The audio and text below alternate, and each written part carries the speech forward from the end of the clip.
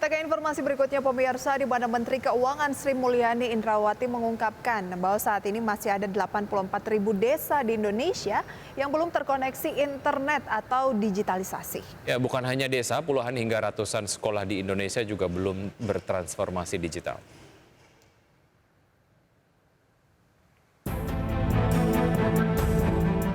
Dalam agenda Festival Ekonomi Keuangan Digital Indonesia 2022 atau FEKDI di Bali International Convention Center Indonesia, Menteri Keuangan Sri Mulyani Indrawati menegaskan bahwa pemerintah terus berupaya meningkatkan perkembangan ekonomi digital di segala sektor perekonomian.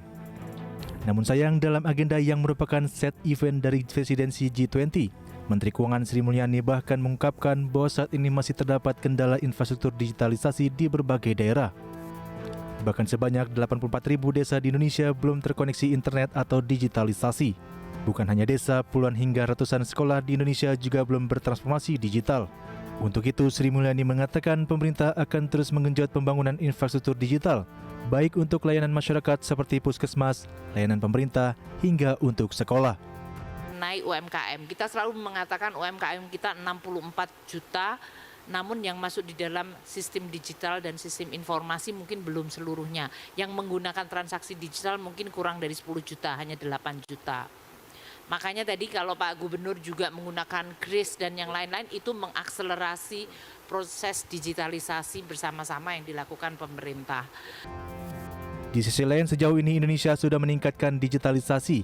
Misalnya saja UMKM juga didorong untuk bisa bertransformasi dalam transaksinya ke digital. Walaupun masih banyak UMKM belum terakselerasi digital. Dari Jakarta untuk IDX Channel.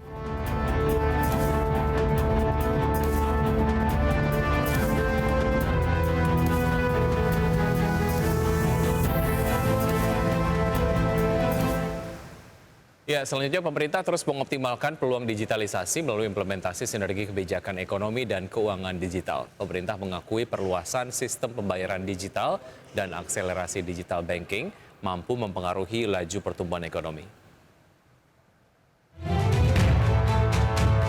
Pemerintah saat ini tengah mengoptimalkan peluang digitalisasi melalui implementasi sinergi kebijakan ekonomi dan keuangan digital. Pemerintah mengakui pandemi COVID-19 telah mempengaruhi laju pertumbuhan ekonomi dan menciptakan prospek cerah pada potensi ekonomi dan keuangan digital Indonesia. Menurut Menko Bidang Perekonomian Erlangga Hartarto, nilai perdagangan digital tahun lalu mencapai 401 triliun rupiah. Realisasi tersebut seiring dengan meningkatnya ekspektasi dan preferensi berbelanja daring serta didukung perluasan sistem pembayaran digital dan akselerasi digital banking. Kita ketahui pandemi berdampak pada laju pertumbuhan ekonomi. Akselerasi inovasi teknologi ini menjadi salah satu strategi perubahan Indonesia guna pertumbuhan yang inklusif dan berkelanjutan.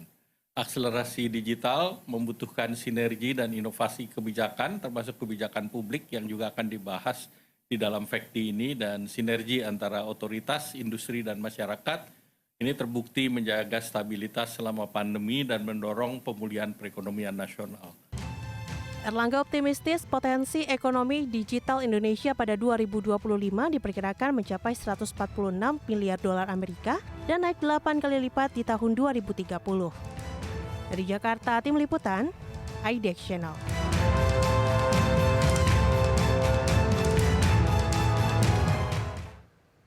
Sementara itu, pemirsa, digitalisasi ekonomi keuangan dan juga sistem pembayaran kini terus berkembang dengan pesat. Dan untuk itu, Bank Indonesia terus merumuskan kebijakan yang tepat terkait dengan transformasi ekonomi dan keuangan digital ini agar bisa menjadi penopang pertumbuhan ekonomi secara nasional.